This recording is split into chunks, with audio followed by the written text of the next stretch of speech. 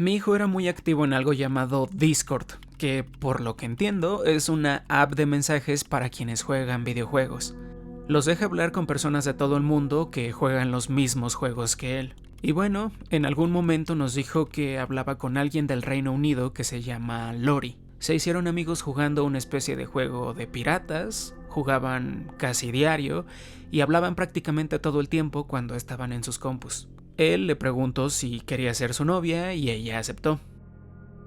Sin duda era un concepto nuevo para alguien como yo, que crecí en una época en la que ni siquiera existían los celulares, pero entiendo que vivimos en la era digital donde los nuevos métodos de citas están ganando terreno, así que solo intenté alegrarme por él, como cualquier mamá cuando su hijo tiene novia o novio. Además, con todo un océano de por medio, no es como que tuviera que preocuparme porque terminaran embarazados o algo así.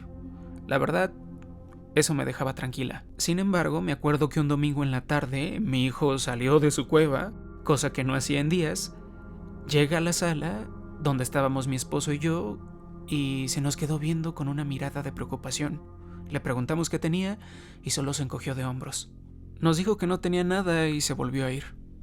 Como podrán imaginar, mi esposo y yo nos volteamos a ver diciendo: ¿y este qué tiene? Mi esposo se levantó, siguió a nuestro hijo hasta la sala de estar y le preguntó qué tenía, que por qué estaba así. Por lo que me dijo, nuestro hijo solo hacía la típica actitud de adolescente, fingiendo que todo estaba bien, pero de una manera que nos decía que claramente algo estaba mal. Mi esposo le preguntó por Lori y nuestro hijo le respondió muy enojado, diciéndole que qué le importaba, que por qué se metía en su vida. Obvio, había tocado un punto sensible, así que nuestra conclusión fue que él y Lori seguro habían cortado, y nada más no quería hablar del tema. No queríamos presionarlo, lo dejamos en paz para que lo superara y conociera a alguien más. Pero durante el siguiente mes, más o menos, nuestro hijo parecía deprimirse cada vez más. Pasaba mucho tiempo encerrado en su cuarto. Solo salía para ir a la escuela o a cenar y luego se iba de nuevo a su cueva de adolescente. Como les dije, pensamos que esto pasaba porque había cortado con su novia de internet, pero mi esposo un día pasando por su cuarto escuchó que hablaba con alguien mediante esa pequeña función de chat de voz de Discord. Se decían bebé y en un momento Lori. Al parecer seguían hablando en ese punto, pero nosotros supusimos que tenían problemas de pareja, atribuyéndolo al hecho de que vivían a miles de kilómetros de distancia. Sé que las relaciones a larga distancia no funcionan en el mejor de los casos. Si cuando están cerca no funcionan, menos así. Pero tenían todo un océano separándolos, así que sabrá Dios lo difícil que fue para ellos. Pero después descubriríamos que ese no fue exactamente el problema. Era algo mucho más oscuro. Como dije, nuestro hijo parecía deprimirse cada vez más con el paso del tiempo. Y llegó a ser tan grave que en un punto mi esposo y yo hablamos sobre llevarlo a terapia o algo para cortar el problema de raíz antes de que se transformara en algo más difícil de lidiar. De repente, de la nada, simplemente mejoró. Un día se veía mucho mejor, se sentía más alegre y hablaba muchísimo más. De hecho, parecía tener ganas de pasar tiempo con nosotros también, algo que para alguien de su edad no parecía muy normal. No es que nos estuviéramos quejando, me gustó verlo sentirse mejor con las cosas y se lo atribuimos a que conoció a alguien nuevo o que simplemente sacó a Lori de su vida. Siguió con esta actitud más o menos por una semana hasta que un sábado, después de bajar a desayunar, no lo vimos todo el día. Ya casi en la noche, mi esposo subió a su cuarto, tocó la puerta y le preguntó si estaba bien. Bajó y me dijo que nadie le contestó. Y me preguntó si lo vi salir en algún momento durante el día. Le dije que no, que si hubiera ido a la casa de un amigo o algo así, seguro me habría avisado. Después a mi esposo le empezó a cambiar el semblante. Me dijo que le dolía la cabeza y que iba a ir al baño por una aspirina. De repente lo escucho correr por el pasillo y subir las escaleras, sus pies sonando fuerte contra el suelo mientras corría al cuarto de nuestro hijo.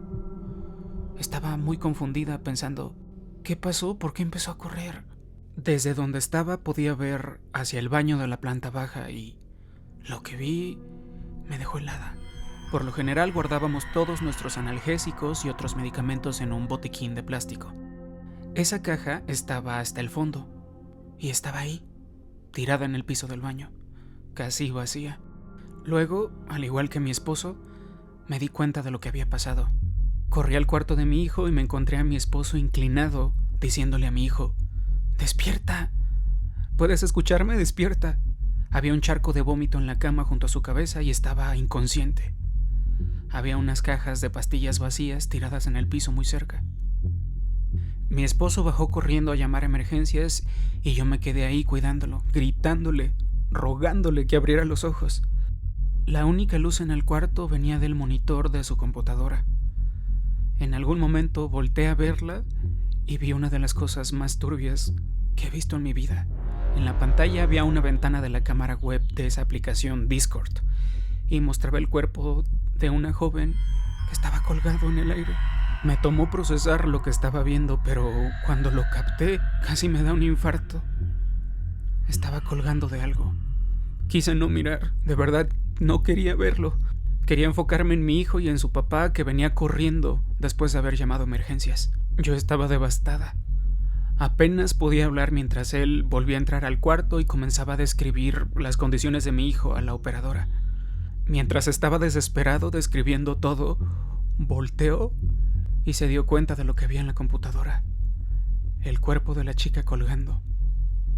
Se congeló y dejó de hablar, hasta que escuché a la operadora decir: «Señor, ¿sigue ahí?».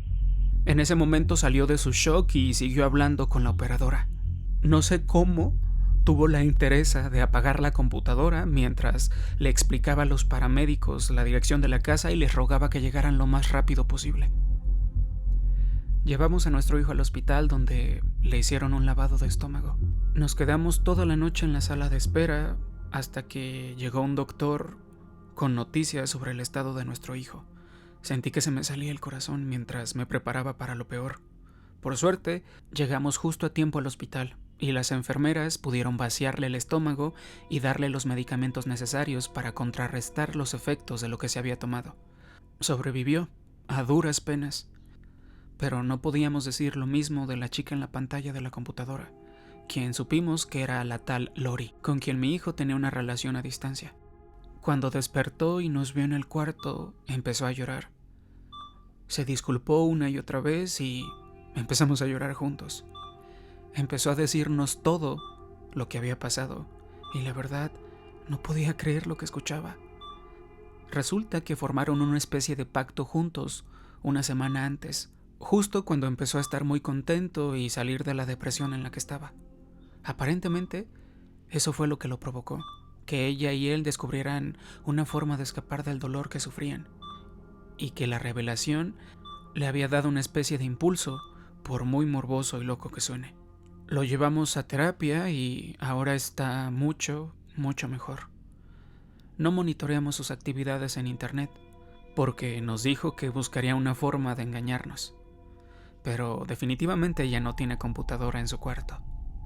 Y desde entonces, mi esposo y yo hemos hecho el esfuerzo de familiarizarnos con los rincones más oscuros de internet. Y créanme, hay días en los que desearía no haberlo hecho. Porque en serio hay cosas horribles allá afuera. Cosas que desearía no haber visto nunca y que jamás voy a sacar de mi mente.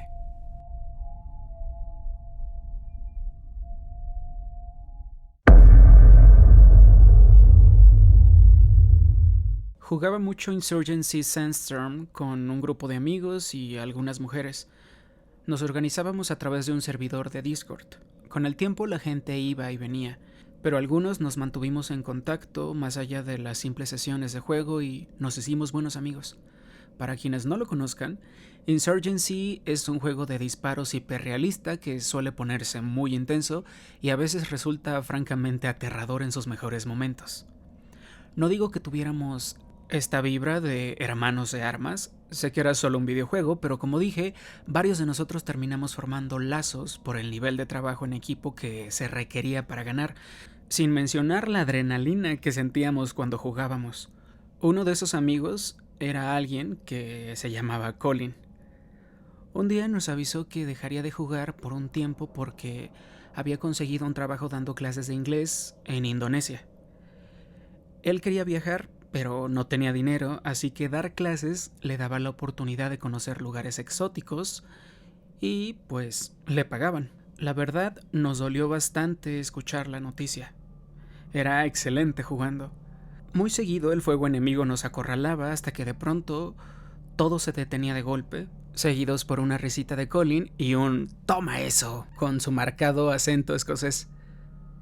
Lo queríamos muchísimo en esos momentos, pero también nos alegrábamos por él, y como prometió quedarse en Discord, podíamos mantenernos en contacto y escuchar sus historias de aventuras por el trópico. Pasaron los meses y disfrutábamos mucho escuchar sus anécdotas, además de ver las fotos que nos mandaba explorando zonas de Indonesia. Hubo unas fotos en particular de él con los niños de su escuela que de verdad me sacaron una sonrisa. Parecía estar viviendo el mejor momento de su vida, en especial cuando nos mostraba videos donde les enseñaba frases raras en inglés. No solo eso, sino que a veces escuchábamos a los niños repetir las frases imitando su acento escocés. La idea de un montón de niños indonesios aprendiendo a hablar con acento de Edimburgo se nos hacía muy chistoso. Digo, imagínense, un gringo saludando todo formal a un compañero de Indonesia para que le conteste "What's up, man? You good?". La verdad, eso es algo que me da mucha risa hasta ahora. Luego, en septiembre del 2018, me desperté con la noticia de que había habido un sismo en el mar justo frente a la costa de Indonesia, lo que provocó un enorme tsunami que destruyó varias partes del país. Inmediatamente pensé en Colin. Entré a Discord desde mi teléfono y le mandé un mensaje para preguntarle si estaba bien, esperando que el desastre no lo hubiera alcanzado. Obvio, había una diferencia de 7 u 8 horas entre el Reino Unido y el sudeste asiático, y a veces Colin tardaba horas en contestar. El hecho de que no respondiera al instante no me alarmó mucho, pero no respondió en todo el día. Llegó el punto en que comencé a expresar mi preocupación con los otros del servidor, compartiendo las noticias y mencionando mi miedo de que el tsunami lo hubiera atrapado. Sabíamos por las noticias qué áreas habían sufrido daños, pero no sabíamos exactamente en qué parte estaba Colin, solo que estaba en alguna zona remota y no siempre tenía internet, lo cual era otra razón para mantener la calma. Pero tampoco respondió al día siguiente, ni al otro. Pasó una semana entera sin que tuviéramos noticias de él. Nadie lo vio conectado desde que nos enteramos del tsunami. Ahí fue cuando de verdad empezamos a preocuparnos y a pensar en lo peor. Por esas fechas me puse a revisar los mensajes que había enviado durante su último mes. Había viajado para toda Indonesia y pasó sus primeras semanas en Yakarta, la capital, que se había mantenido relativamente a salvo. Pero luego vi que se había trasladado a un lugar llamado Palu para dar clases ahí. Y por lo que pude investigar, él estaba exactamente en ese lugar cuando pasó el desastre. Al cruzar el nombre de la ciudad con los reportes de las noticias, descubrí que había sido una de las zonas más afectadas por una ola destructiva que aparentemente alcanzó los 7 metros de altura. 7 metros de agua a toda velocidad que arrasaron con todo a su paso y cobraron la vida de más de 15,000 personas. Y con toda probabilidad, Colin había sido una de esas personas. Quedamos devastados, pero lo peor fue que nunca pudimos cerrar el ciclo. Conocíamos bien a Colin, pero él mantenía su vida personal muy separada de internet. Nunca supimos su apellido ni el nombre de sus familiares, así que no teníamos forma de contactarlos para confirmar si había fallecido o saber sobre su funeral. Pero creo que el simple hecho de que su cuenta de Discord siguiera inactiva era la prueba definitiva de que perdió la vida allá. Quizás estaba bien y simplemente decidió no volver a entrar. Quizás su encuentro cercano con la muerte le hizo darse cuenta de que los videojuegos eran una pérdida de tiempo. Pero sé que eso es solo una ilusión mía. En el fondo de mi corazón sé que lo más seguro es que esté muerto. Solo espero que ahora descanse en paz y que su familia esté bien. Todavía te extrañamos, Colin. Descansa.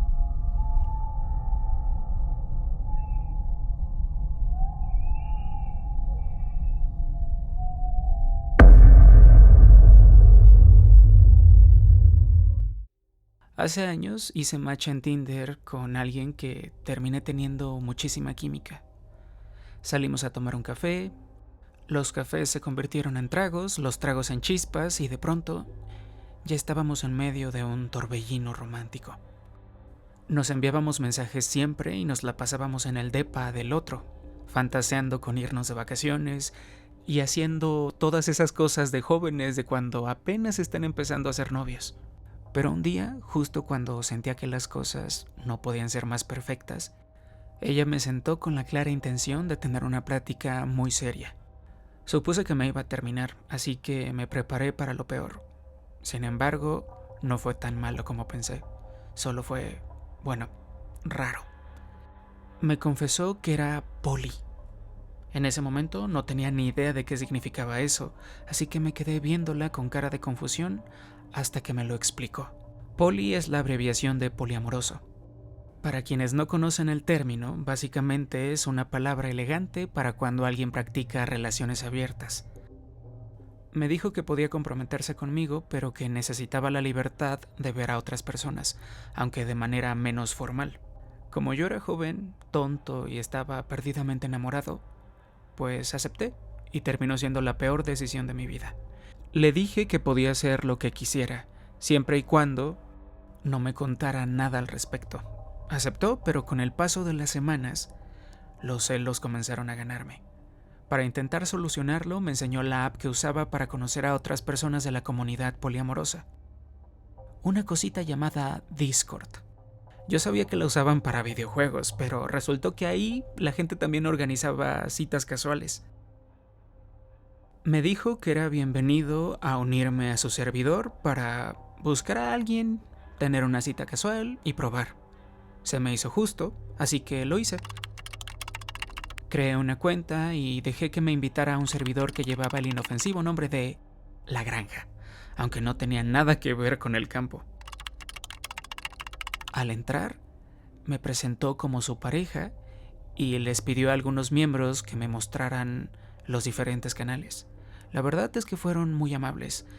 Me explicaron cómo funcionaba todo y no dejaban de hablar maravillas de mi novia. Eso, de alguna forma me animó a aceptar más la idea. Me puse a platicar con alguien más ahí, conectamos un poco, pero no pasó a mayores. Básicamente hice todo para que mi novia estuviera feliz y funcionó. Gané muchísimos puntos con ella y supuse que todo iba bien. ¿Pero qué creen? No. Como a la semana de estar en Discord me llegó un mensaje de alguien que, al principio, pensé que era una mujer. Nos saludamos, cruzamos un par de palabras y me envió una foto. Resultó que no era una mujer. Era un tipo y esa foto era algo que de verdad no quería ver. ¿Qué era exactamente? Se los dejo a su imaginación. Piensen en lo peor que un pervertido podría mandarles por internet y... sí, seguramente acertarán. Después de la asquerosa foto me escribió diciendo que quería salir conmigo y con mi novia. Ignoré los mensajes pensando que lo expulsarían de Discord por romper las reglas y luego se lo conté a mi novia. Ella, en lugar de apoyarme, lo defendió. Me dijo que llevaba tiempo hablando con él, que normalmente era muy amable y que yo estaba exagerando por celos. Le dejé claro que la idea de salir los tres me incomodaba muchísimo y que no quería tener nada que ver con él, pero le reiteré que ella era libre de hacer lo que quisiera, siempre y cuando yo no me enterara. La tensión bajó y creí que ahí iba a terminar el asunto, pero me equivoqué. Ni de cerca había terminado.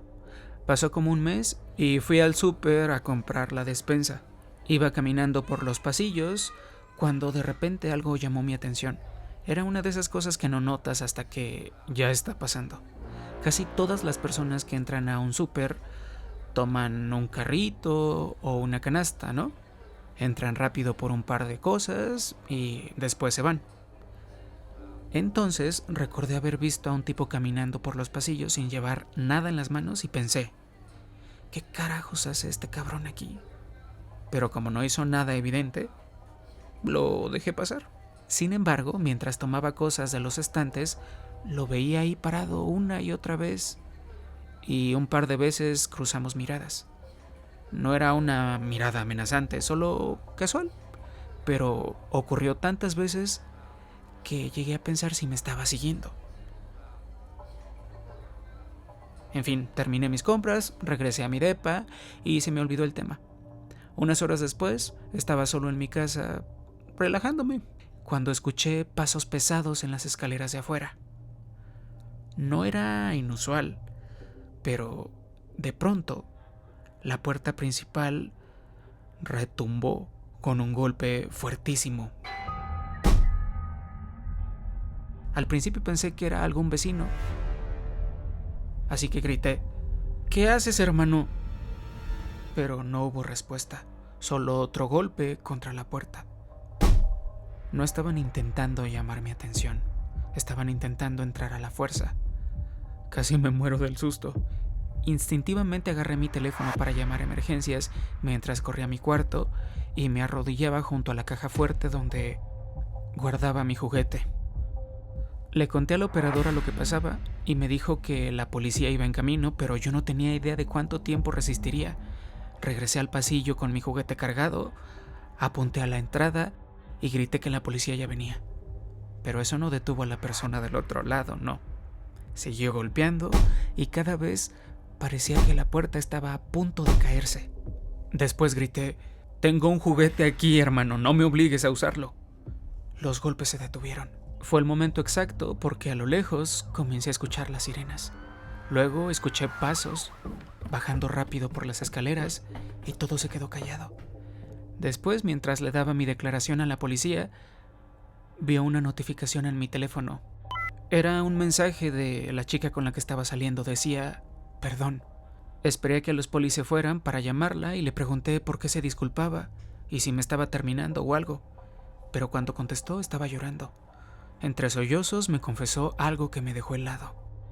Les juro que no podía creer lo que escuché. Resulta que se había estado viendo con el tipo que me mandó la foto y se puso súper raro cuando estaba en su departamento. Le dijo que rompiera conmigo porque él quería ser el único en su vida. Siguió insistiendo en que yo no aceptaba el poliamor, que no era bueno para ella y bla bla bla. Y cuando se puso agresivo, ella lo echó y le dijo que no volviera a contactarla. El tipo vivía en una ciudad al otro lado del estado, así que ella supuso que se iba a ir a su casa. Pero no se fue. Al parecer había obtenido suficiente información mía a través de ella. Tal vez hasta revisó su teléfono para ver mis fotos y así pudo rastrearme en persona. Y ahí fue cuando me di cuenta. Él me había seguido en el supermercado. Después me siguió hasta mi departamento, esperó a que oscureciera y luego quiso entrar a la fuerza para hacerme Dios sabe qué. Atacarme, golpearme, eliminarme.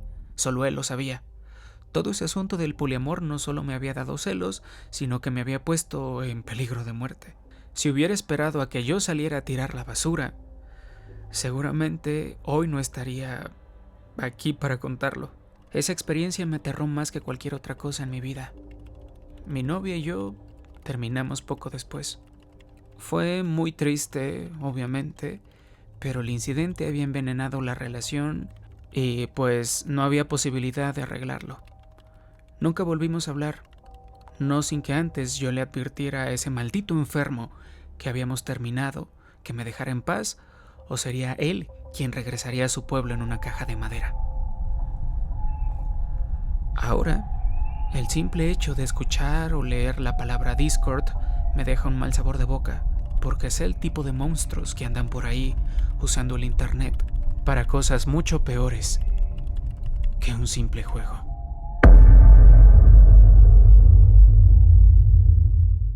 Hace unos años era parte de un servidor de Discord dedicado a historias reales de terror. Era un espacio donde la gente compartía cosas turbias que les habían pasado. Por un tiempo fue muy entretenido. Obvio, muchas historias sonaban súper falsas, como las que luego mandan a Arándano 13.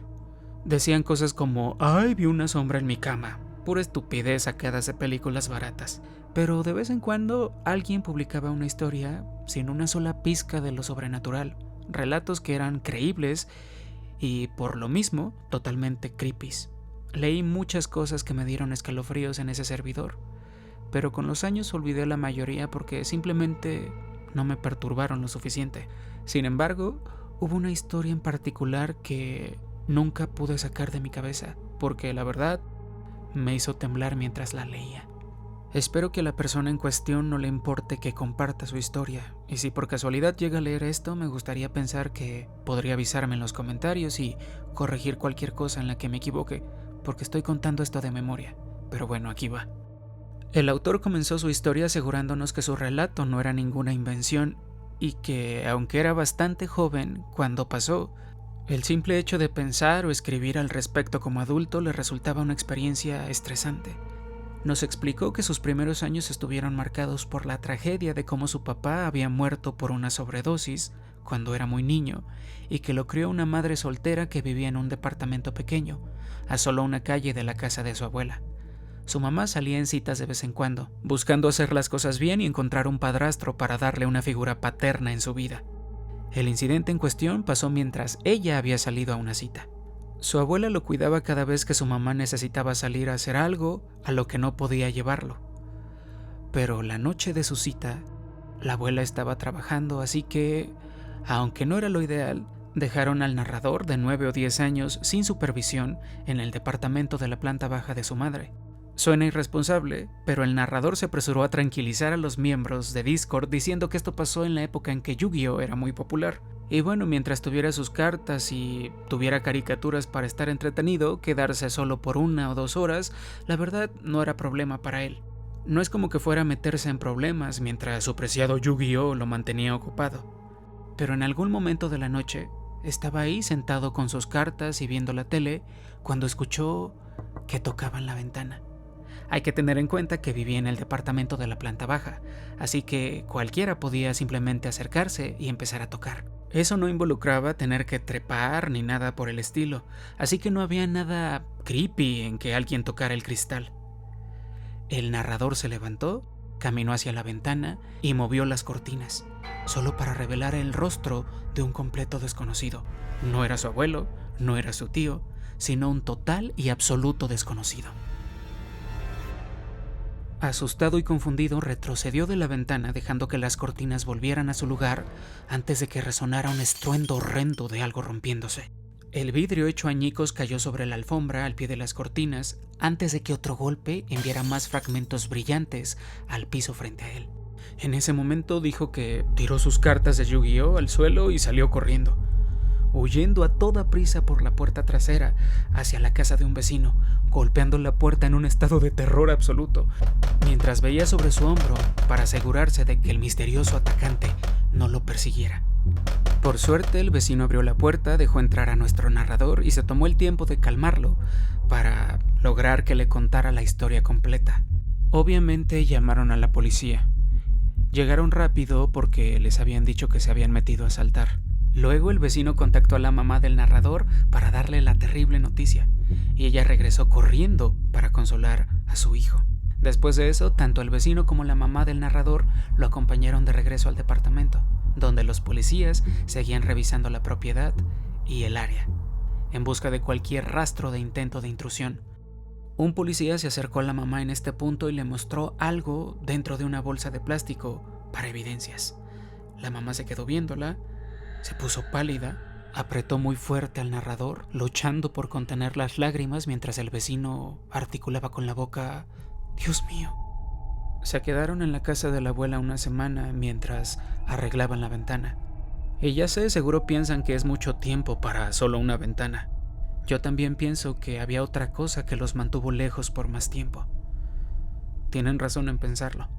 Nuestro narrador tuvo sus sospechas por un rato, pero era muy joven para entender las implicaciones de lo que había pasado.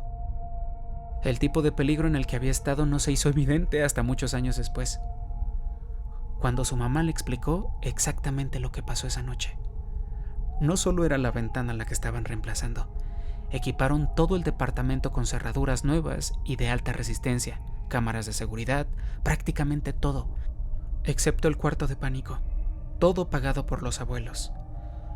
Toda la familia estaba cagada de miedo, y todo por la pieza de evidencia que los policías mostraron a la mamá esa noche, la cosita en la bolsa de plástico transparente que la hizo palidecer y apretar a nuestro narrador.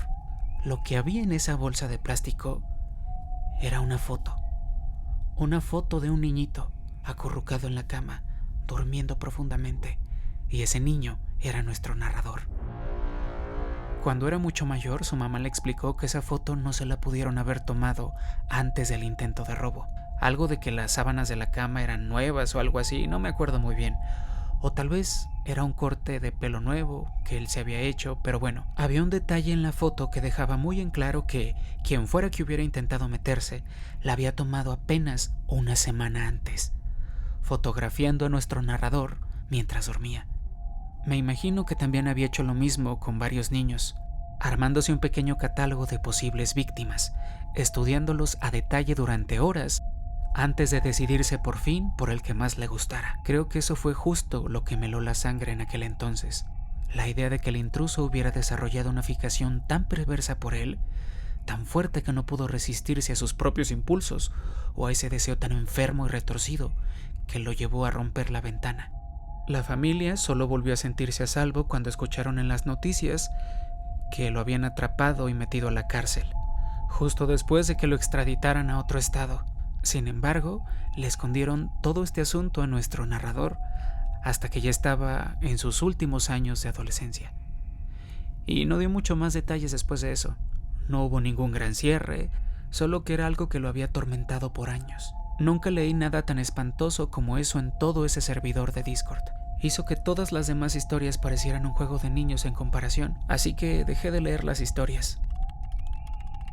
Es muy raro cómo a veces buscamos historias para asustarnos por diversión y terminamos totalmente traumados, y no por esos cuentos ridículos de esqueletos, sino por las cosas que sabemos que fácilmente podrían pasarnos en la vida real.